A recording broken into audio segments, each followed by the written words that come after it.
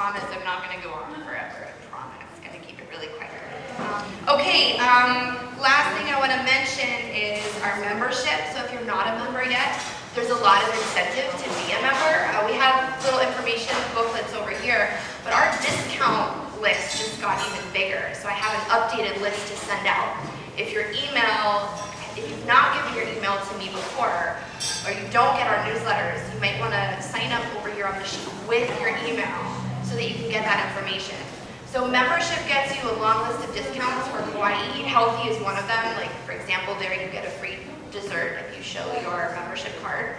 There's a lot of other restaurants that do 5 or 10% off, which on a whole dinner or a list of groceries, that's a decent amount. Vim and Vigor in Lihue health food store, they do 10% off. So if you're buying groceries there, that's a big chunk.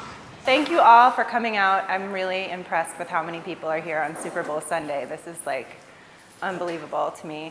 But like me, I guess some of you don't really care about the Super Bowl either. So it's a really amazing time to really, this is good for all of us, you know, coming together as a community, but to really open yourself up to health information and environmental information and animal information that really can help to make your life better. So you're really investing back in yourself. So give yourselves a hand for being here today. While everyone else is off drinking, you're doing something good for yourself. So that's awesome. So I won't spend a ton of time talking about myself, but real quickly, I'll run through just a little bit about me. I've been vegan since 2009, so just over 9 years. And I moved to Kauai in 2013. And then here I decided that I wanted to be a health coach and I wanted to help people learn how to transition to plant-based and learn more about the diet and really understand why it was important to move in this direction. So I wanted to have some accreditation and some, you know, a piece of paper behind me so that people actually listen to what I have to say. So that was a really amazing experience. And then I decided that I wanted to start transitioning into supporting people with products that could make them healthier and make them have access to things that would help them to be their healthiest and live their best life. So I founded Inspire Organics, which is an organic supplement company, and Light Up is our first product, which is back there if you want to check it out. There's some postcards too with a discount code on them too if you're interested in checking it out. But it's available at Eat Healthy and also at Healthy Hut and Vim and Vigor and Kauai Athletic Club, just if you want to check it out. But it's a daily supplement that gives you energy and it helps your body to heal from stress, which is why I created it. I created it for myself because I wanted something to help me live my best life and be able to do all the things that I wanted to do in a day. So, so that's been a huge part of my journey being here on Kauai, and it's really exciting to be able to share that with you today too. So enough about that, but I'll go into how I became vegan, and that is Oprah. I don't know Oprah, no. But my friend Megan came to a party at my house, and she had done this cleanse called the Quantum Wellness Cleanse, and she was on the last day of that cleanse, and she looked amazing. And I was like, what are you doing? And she told me, and I was like, sounds kind of interesting. The cleanse itself is no gluten, no sugar, no alcohol, no caffeine, and no animal products. So I was like, what do you eat? So for me, you know, as a meat eater at the time, that to me was kind of foreign. But she looked so good and felt so good, and like her skin was clear and she had lost weight and she just like was glowing. So I'm like, all right. So I talked my husband into doing it with me. And so we did it the day after Thanksgiving because we don't want to freak out our family on Thanksgiving. But the cleanse itself is really great. So if you're looking for kind of a nice way to transition into plant-based, it's got really easy to follow guidelines. There's recipes, and it really helped me to kind of transition and make that journey easy. And it was fun for me because it was a lot of new foods I hadn't tried before. And long story short, I had a lot of health problems. I had IBS, I had serious allergies. I took up to 5 prescription medications for the allergies I got allergy shots. They got sinus infections and ear infections all the time. I was sick all the time. And after being vegan for a few months, all of that went away. And no doctor had ever asked me what I was eating, not once. Like, that was never a part of the conversation. And so to me, it's just this huge eye-opener that like food could really be the key to reversing all these things that we just think we have that like are just a part of like who we are, and like it's the cards that we've been dealt, but like you really do have control over how healthy you are and how you feel. And it's amazing just to see the difference from when I started that cleanse to, you know, even 3 months later. Like, I was a totally different person as far as how I felt and how energetic I was. So definitely check these out. It's kind of like a mind, body, spiritual cleanse. So it really talks about the energetics of food too. And so like when you're eating animals, you're also eating their energy from the end of their life. And so if you kind of think about that from an over-encompassing energy perspective, it really makes sense. And the book does a way better job of explaining it than I do. But if you're into sort of the mind, body, spirit side of things and looking at things holistically, it's a really great book and cleanse to check out. So, number 1, I think this is a big thing for most people. Protein is not as important as you've been led to believe. And I mean, all of the marketing out there, all of the products, it's all about protein, protein, protein. Don't forget to get your protein, especially if people hear that you're going plant-based. They're like, oh my God, how are you gonna do that? Like, how are you gonna get your protein? So one question that I wanna ask, how many of you have heard of kwashiorkor? Kwashiorkor. Mm-hmm. Robert, that's it. All right. Kwashiorkor. I know, it's a word that no one ever hears. Like, the diseases that you hear about on the news and in the media, it's heart disease, it's stroke, it's, you know, all of the major issues. So that is protein deficiency. So if you're not hearing of that, obviously no one's suffering from protein deficiency in our country, in the world, people are, but it's in, you know, countries where people are malnourished and are not getting enough calories. So that is the key to the protein piece. We need about 10% of our calories every day from protein. So if you're eating enough calories, you're getting enough protein, because all plant foods have protein, number 1. That's like a huge myth that people think that plants don't have protein, but everything that you eat has protein in it. So all plants have at least 14% of their calories from protein. So if you're getting enough protein if you're getting enough calories every day, you're definitely getting enough protein. And even from an athlete perspective, people always think athletes need like so much more protein to build muscle and to do all of these things, but it's really not true. I have a ton of friends that are professional bodybuilders and professional athletes that eat 10% of their calories per day protein, and they're ripped and they're performing at the highest level in their sports. So it's definitely not what you've been led to believe. So the thing that I think people struggle with when they first move to plant-based is that you're used to eating a certain amount of food when you're eating meat and you're eating dairy and you're eating other foods, and they're very calorie-dense foods. So when you're switching over to plants, you have to eat more, because the amount of calories that you're going to have in broccoli versus steak is very different. And so you have to eat way more calories of broccoli to get the same amount of protein that's in steak. So if you kind of look at it that way, I think that's a stumbling block that people have, is that they eat the same amount of food that they were used to eating when they were eating animal foods, and then they're not getting enough calories. So the thing that I use that really helped me, there's a lot of apps that you can use, but MyFitnessPal is really great. You can track all of your food, and it tells you how many calories you're getting a day and how much protein you're getting a day based on what you're eating. So it's really good to either have a food journal or track what you're eating so that you can be sure that you're getting the right amount of nutrition. Do you have a practical example of what 10% of calories would be? I think that something else people might struggle with is about percentage. Like what is that 10%? Is it like a half a cup of legumes? Is it, Well, it's cumulative, so that's the thing. It's like so everything that you ate on that table back there had protein in it. So you took a little bit of everything and you filled up your plate, you're good. Like, you don't have to think about it. And that's the thing, it is easier than people make it out to be. You don't have to track it.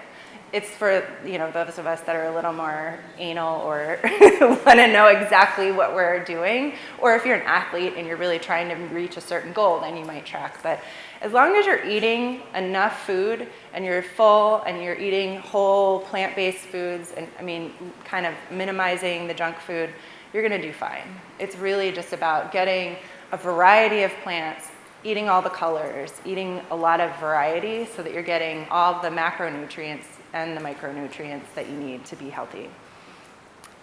Any other questions? Yeah? When you blend these vegetables, you blend them.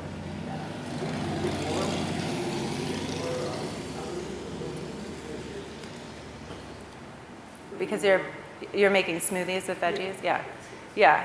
And it's easier to digest too when you blend things like that. So you can very easily make a smoothie and put some greens in it and put some, nut milk in it and put some, even some, superfood supplements in it. And then you're getting this amazing amount of nutrition.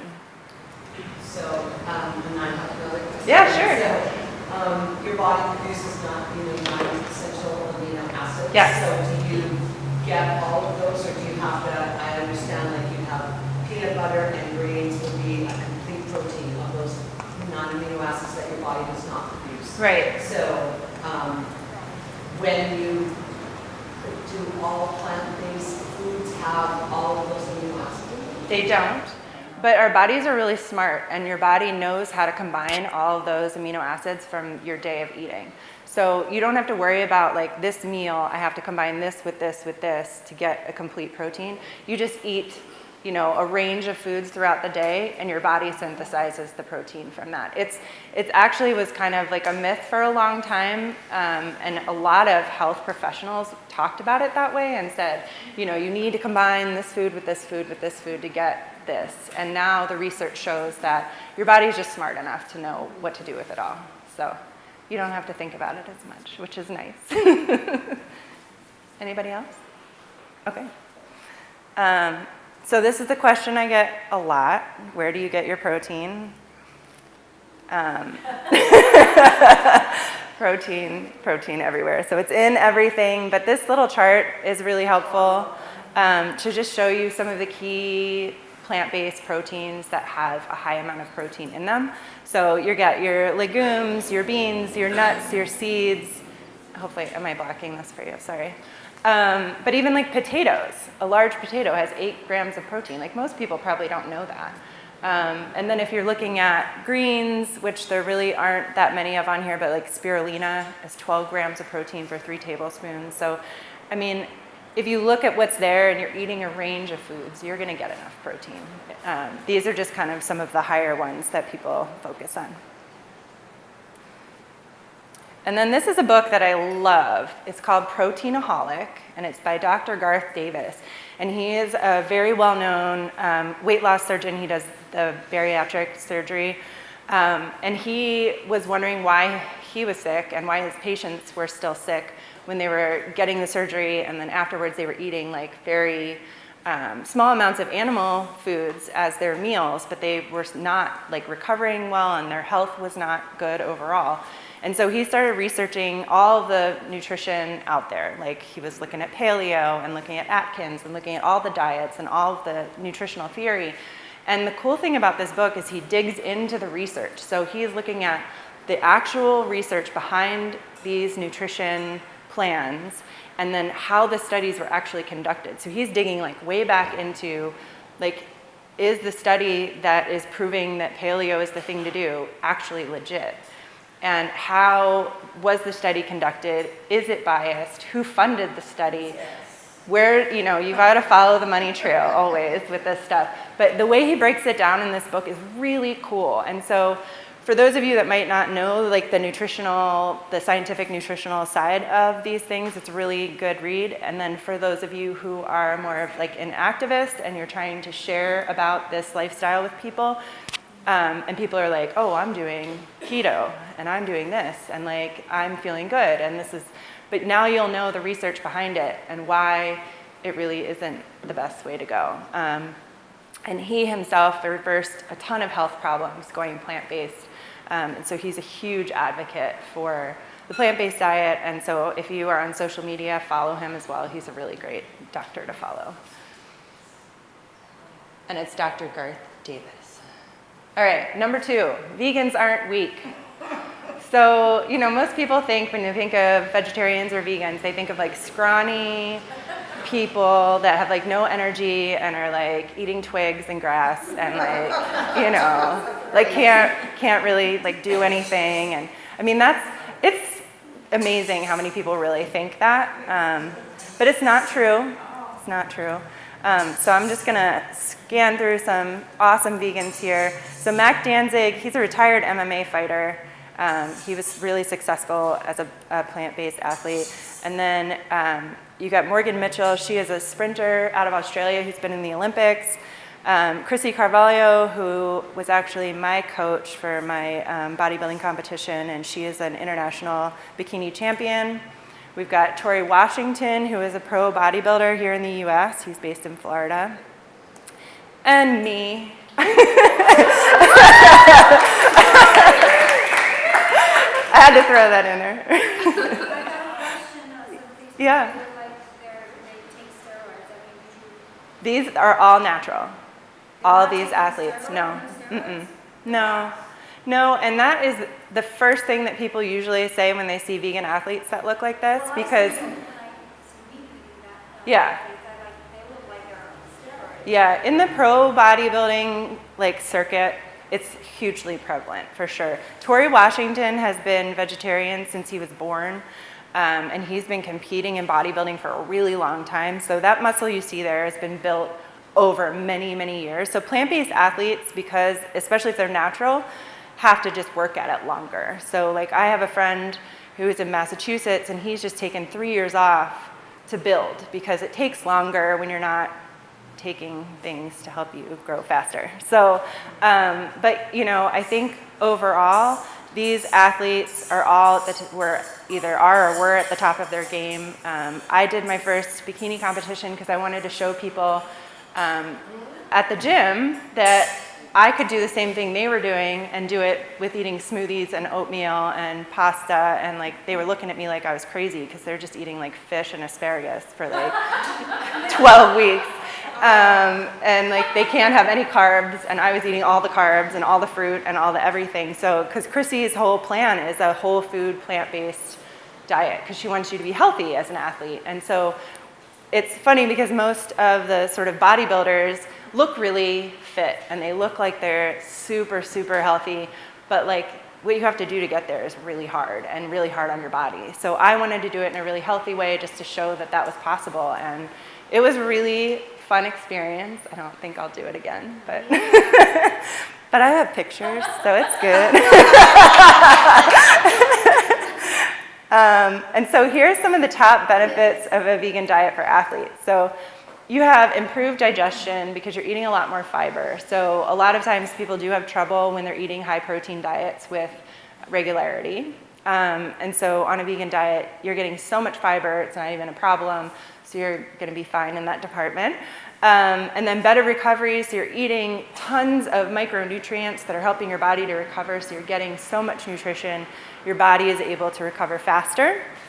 And then from an endurance and cardiovascular health perspective, that is a huge benefit of the plant-based diet, just for anybody. And so better performance comes out of all of that. So we've seen a lot of athletes who switch to a plant-based diet in the middle of their career, and they'll break their own records and they'll excel beyond where they were before. And so that's really cool to see.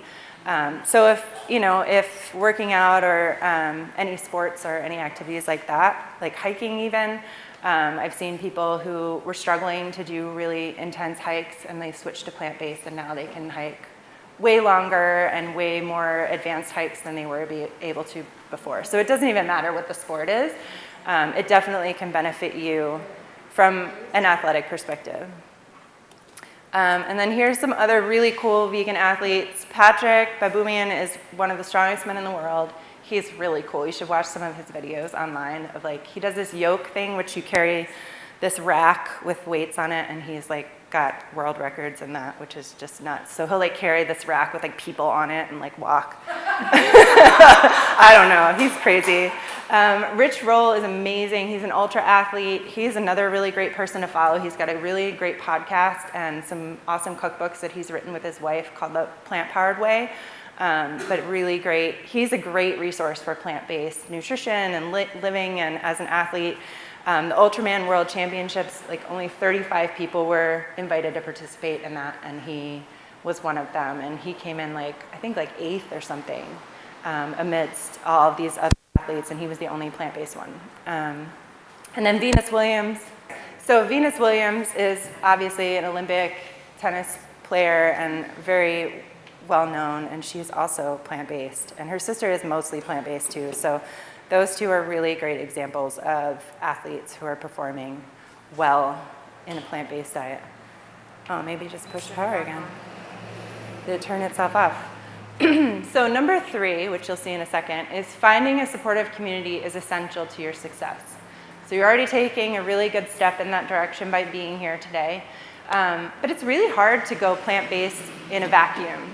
So if you don't have people around you that get it, or are open at least to helping support you on your journey, that are willing to like, eat the foods that you're trying out that are new, or make food for you that's plant-based, it can be really hard, especially if people around you are like giving you a hard time too, which people tend to do. If they don't understand something, a lot of times people will make fun of it or, say not so nice things.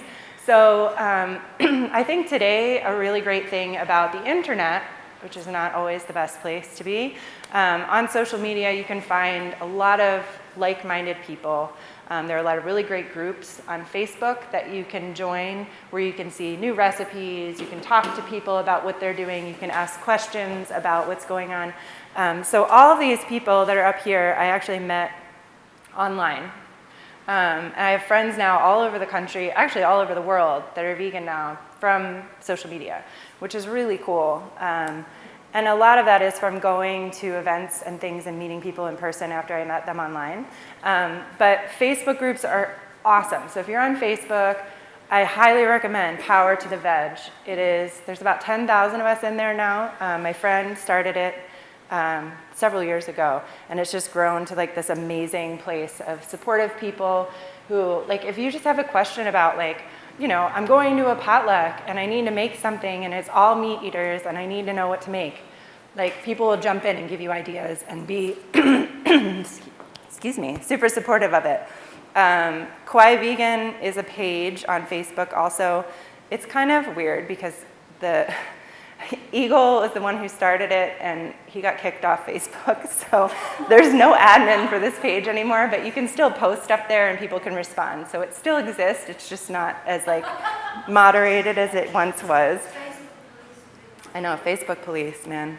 And then Plant Strong Fitness is another Facebook group that's really great if you are an athlete or if you're into fitness. There's a lot of really supportive stuff there.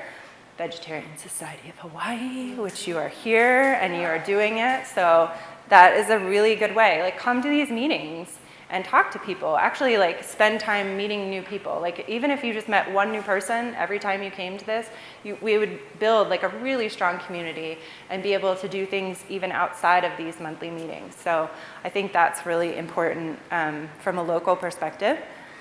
And then events. So there are multiple events all over. There's the Oahu Veg Fest that happens every year in like, I don't remember if it's the summertime, but you can find them online as well. There are vegan cruises and vacations that you can go on, which is really cool. There's ones that are like very health focused, and then there are ones that are just more like fun, but it's a really great way to meet other people.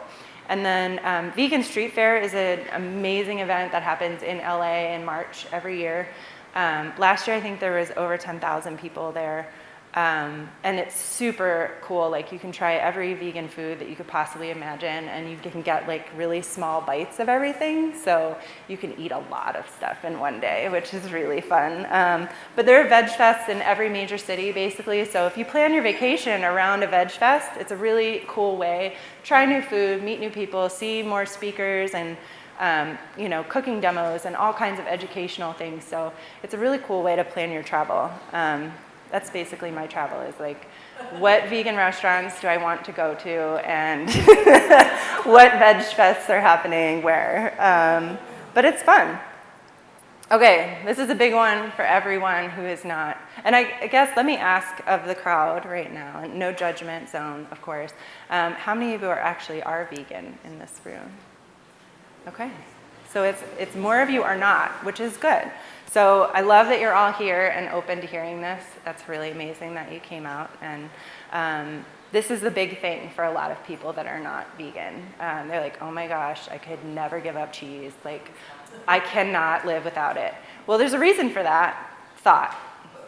You can live without it, but for sure. I was a cheeseaholic. I used to like eat for dinner. I would get like a baguette and like 4 or 5 different fancy cheeses and a bottle of wine, and like that was my dinner. So, and I'm severely allergic to dairy. Go figure. So one thing is, you're not lactose intolerant. You're just not a baby cow. I just have to mention that. So cow's milk is a high-fat fluid that is made to basically turn this baby calf into a very, very large, very, very heavy cow. So you're going from 65-pound baby calf to a 400-pound cow. So if you think about what must be in that fluid to make that calf go from that size to that size, and then we are drinking it. Like, so the hormones that are in there, everything that is in there is designed for fast growth for that baby calf. So that's really important to kind of consider. We consume an average of 276 gallons of dairy every year as Americans. 276 gallons of dairy. That's on average. And so there's a lot that could be said about the dairy industry from sort of the animal treatment side of it, which is you should research that. I'm not going to go into it today, but you really should know how milk is made and where it comes from, and the fact that cows don't, I didn't actually know this until several years ago, but like cows don't just make milk all the time, period. Like it's not like part of how they're like how they are. Like I didn't know that they were artificially inseminated to keep them pregnant, to keep them making milk. Like I had no idea. So it's really important to know where your food's coming from. So I think like look into the dairy industry. If cheese is a thing for you, like really research where it's coming from, how those animals are treated, and what is happening, because it's really important to know that. Even if it's organic. Yes, even if it's organic. Yeah, definitely. And the dairy industry has a terrible impact on our environment. We are so happy that that industrial dairy is not happening in Mahauluku. So thank goodness that is not happening, because that would have been so detrimental. I mean, that river is the most polluted spot on the island. Surfrider does the testing every month, and that is just unbelievable already. So you put a dairy upstream from that, and it just would have been unreal. So you can live without cheese, I'm telling you. It's addictive. So the casein in cheese actually triggers the receptors in your brain, the same ones that heroin triggers. So that is why you are addicted to cheese if you eat cheese. Like it is, you are literally addicted to it. And so it is a process to get away from it because it's such a part of our culture. It's such a part of like what we eat. It is such, and it's really good. Like it tastes really good. Like, and that's a thing that's really hard for people. And when I first went vegan 9 years ago, like there were not really very many options for vegan cheese. And there is now. And I'm going to show you some of my favorite ones. How about sheep cheese? Yeah. Sheep cheese. So it still does the same thing to our bodies. So animal protein, there's a couple resources coming up in the presentation that'll help you to kind of learn more about what animal protein does in your body. But it still kind of has the same concentration. it's still doing the same thing as far as growth. Like those animals are a little smaller, obviously, so the growth factor is a little different. But animal protein, just as a whole, turns on disease in your body. And so that's the number one thing. And you're still, most of the dairy that we get from, it's usually smaller scale dairies that kind of have the goat and the sheep, but it's becoming more popular. So now they're becoming these big industrial dairies that also have really terrible impacts on animals and the environment too. So it's not that much better in my book. And then also people are like, well, where am I going to get calcium if I'm not having dairy? Because that's the marketing message that has been fed to us since the 50s about dairy. And so the long and the short of it is that dairy is very acidic, and our bodies work really hard to maintain a neutral pH. And your body's really smart. It knows how to do that. So if you're eating acidic foods, your body will work to change the pH back to keep you at neutral, because it's essential for the health of your body.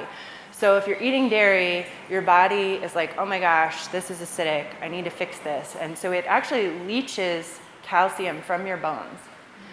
And so there's actually a correlation, the research shows, between high dairy consumption and fractures later in life. So really important research to read. If you don't know about that, Google it, because there's a ton out there about it.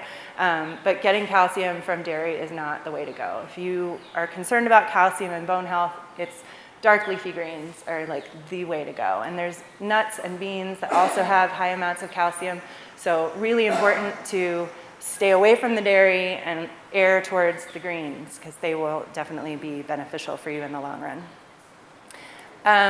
So my favorite vegan cheeses, because I love vegan cheese. And these are all available on the island, so I'll tell you where to find them.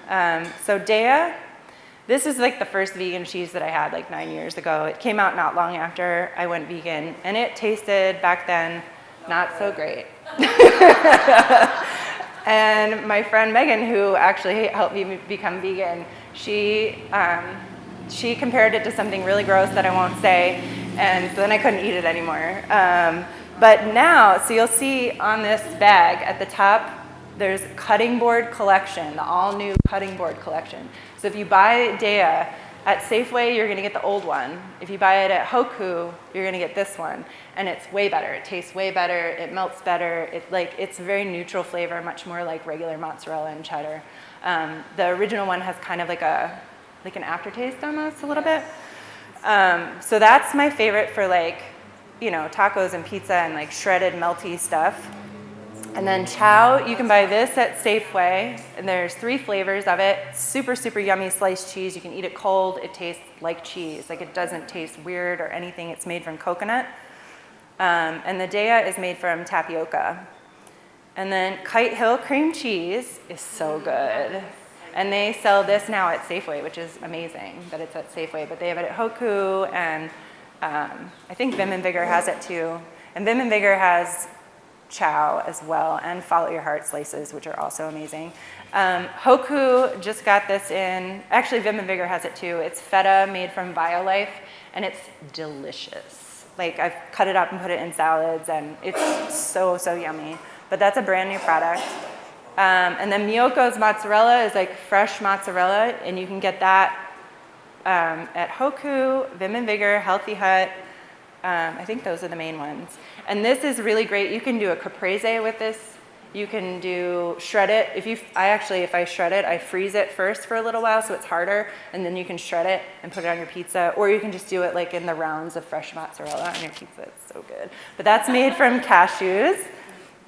And then the Follow Your Heart Parmesan is amazing. That I can only find it at Vim and Vigor so far, but it's a shredded Parmesan and it tastes great. So there are way more vegan cheeses than this, but these are like the most accessible here on island, and I think they're the best in my opinion. So check them out if you're into cheese and you want to try something new. All right, and number 5, becoming vegan will change your life for the better.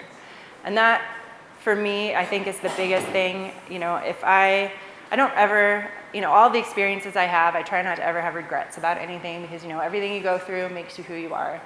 But if I could like go change one thing, it would be that I went vegan sooner, because it would have saved me a lot of distress from a health perspective. But I mean, when you learn so much about the impact of your diet on the environment and on animals and your health, like, it's like, oh my gosh, I wish I knew all of this sooner. So some of the things that you will see from a health perspective as far as benefits are just overall better health generally.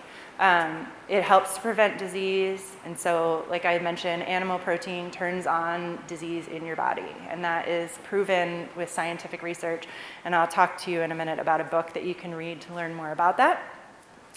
So you're lowering your risk of disease, lower blood sugar and cholesterol. People reverse diabetes with plant-based diets all the time. It depends on what type of diabetes you have, but it's totally possible. Reducing pain from arthritis. Dairy is super inflammatory in your body, and so a lot of people who have arthritis notice that when they quit dairy, their pain and inflammation goes down tremendously. And then overall, you're gonna have better energy, improved digestion, you're just gonna feel better overall. So from a health perspective, it's a win-win for sure. I mean, it's how it feels, really. I mean, like, you just feel so good about what you're doing for yourself and what you're doing for the environment, and you feel really good because you're not hurting animals as much as possible. So that is pretty cool. So from an animal perspective, this number is from this morning. So this is the number of animals that have been killed in our country since the beginning of the year. For food, just this year. And the counter, you can go, it's the animal kill clock. You can go to the website and you can see this number, and it just, I get chills like thinking about it because it just ticks up like so fast over, it's crazy. And so from an animal perspective, it's something that, you know, as you get into eating plant-based, you learn more about the animal sides of things and the way animals are treated in our food system. And so it's really important to kind of understand that these animals are sentient beings. They feel pain, they feel fear. And so for those of us that love our pets, love our cats, love our dogs, and would never ever do anything to hurt them, these animals have personalities, they've got friends, they've got families, they feel pain, they run away when people try to kill them. Like, it's the same thing. And fish too, yes, for sure. And I think that's the thing that most people don't really think about, because we don't, you know, we see it in a package. We don't really see the process that happens from the beginning. And you don't know these animals because we don't have them as pets usually, and you don't get to interact with them all the time. But I would suggest, if you do go to Maui, to go to Leilani Farm Sanctuary. My friend started that years ago, and it's this beautiful place, and you can hang out with cows and goats and chickens and geese and rabbits, and like, I mean, she's got every animal there, pigs, and they're super fun and super sweet. And it's really nice to get to know those animals one-on-one and realize that they are very similar to the animals that we have as pets. And a lot of the studies with these animals show, you know, they're smarter than dogs. They're smarter than cats. Like, they can do complex problems. They can remember us. Like, chickens remember our faces. And like the puzzles that they can do. There's so much research out there. So it's really good to educate yourself on the animal side of things too, because, you know, these beings feel all the same feelings that we do, and we don't need to eat them. So it's a really good thing to kind of know how food is produced in our world and know what you can do to save these lovely beings from a life of suffering. And then we go to the environment. So you make a huge impact on the environment being plant-based.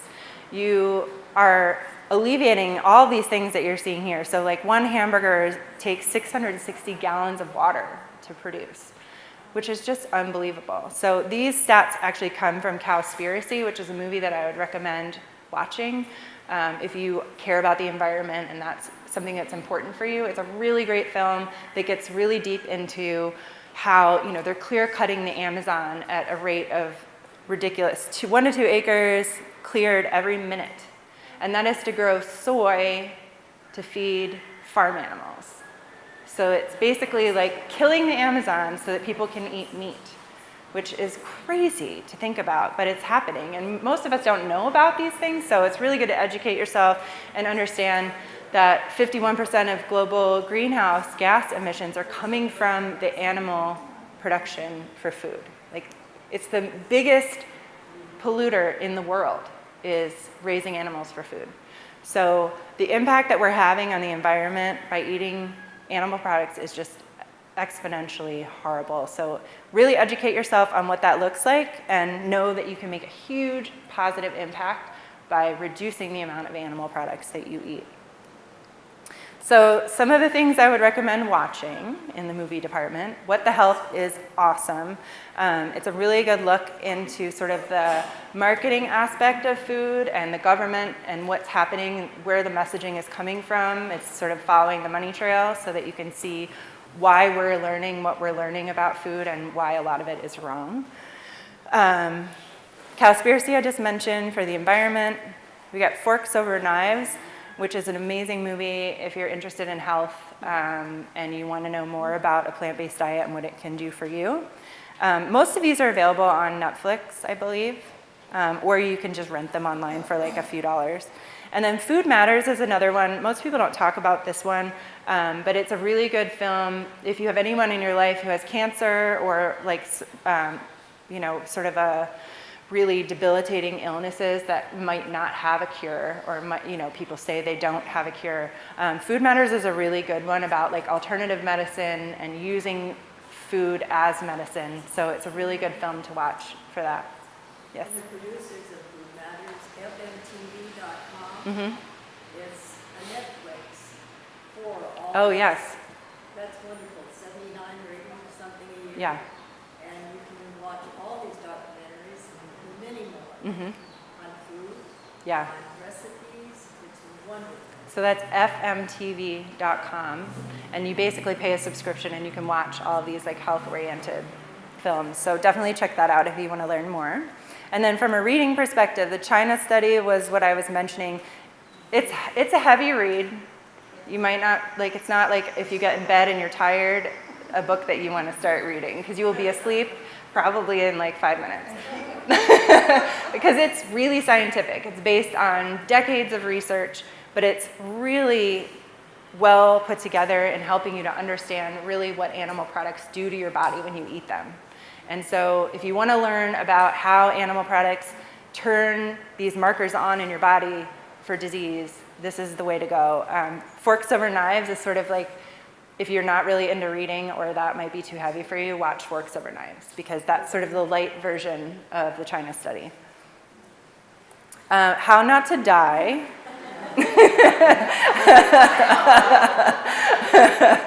Get this book if you have any specific health conditions. This book will tell you what the animal products are doing to cause them and how you can reverse them. It's pretty amazing. And Michael Greger is awesome. He has like a fabulous channel online. You can watch all of his videos and read his blogs. It's all very scientific about all the ins and outs of plant-based nutrition. And then Why We Love Dogs, Eat Pigs, and Wear Cows. It's more of like the psychology behind why we consume animals and why we use them in our lives rather than kind of making them a part of our community. But that's a really great book to read. And that is it for me. Thank you. I hope you learned a lot, and I'm happy to answer any questions.